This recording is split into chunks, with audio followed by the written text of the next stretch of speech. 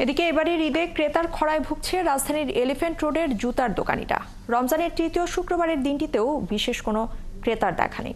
দোকানিরা বলছেন শুধু ঈদে নয়, পুরো মৌসুমেই ক্রেতার খরায় ক্ষতির সম্মুখীন হতে হচ্ছে তাদের।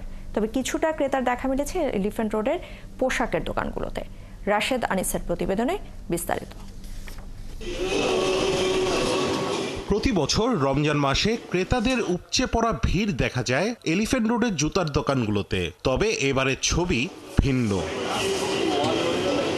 দোকানে অলস সময় কাটাচ্ছেন দোকানিরা। তারা বলছেন ক্রেতার খরায় পুরো মৌসুমেই লোকসান গুনতে হবে তাদের।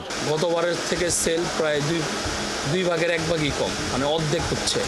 তো আমরা আশারূপ সামনে কাস্টমার হবে, কিন্তু যে অবস্থা, এই অবস্থা থাকলে আসলে আমাদের দোকান মেনটেন্যান্স, স্টাফ খরচ আসলে এত পক্ষে দেওয়া সম্ভব না। গত বছর এই দিনে আমরা কাস্টমার ঢোকার জায়গা দিতে পারি না, কিন্তু এখন আমরা সারাক্ষণ বসে থাকতে হয়, কাস্টমার ডাকতে হচ্ছে।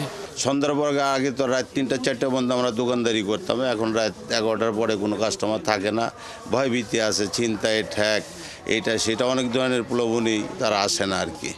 এই অবস্থার ভিতরে আর কি বলবো, কোনো ব্যাখ্যা নেই। খুবই 100% লস না, এটা সিজনাল লস। এদিকে যারা আসছেন তাদের বেশিরভাগই জুতা না কিনে ফিরে যাচ্ছেন। জুতা কিনতে আসছি আব্বুর সাথে, পছন্দ হইতেছে, দাম মোটামুটি একটু বেশি। আমি জুতা কিনতে আসিনি, আমি দেখতে এসেছি এখন। ঠিক আছে, আমি পরবর্তীতে আর কি কিনবো। তবে এলিফ্যান্ট রোডের ব্র্যান্ডেড দোকানগুলোতে শুক্রবার সকালে পোশাক কিনতে ভিড় দেখা যায়। তবে তা গেল কয়েক বছরের রমজান মাসের তুলনায় কম। বেশিরভাগ ক্রেতারাই এসেছেন পাঞ্জাবি কিনতে। ঈদের শপিংটা করতে আসছি নিজের জন্য, বাসার জন্য, সবার জন্য, ওভারঅল ফ্যামিলির জন্য। দাম মোটামুটি এখান থেকে রিজনেবল আছে এখন, এবং মানও ভালো এখানকার। এই জন্য বাচ্চার জন্য সকালে এখান থেকে 2টা শার্ট নিলাম, আর কিছু দেখবো। ঈদ উপলক্ষে কিনতে আসছি।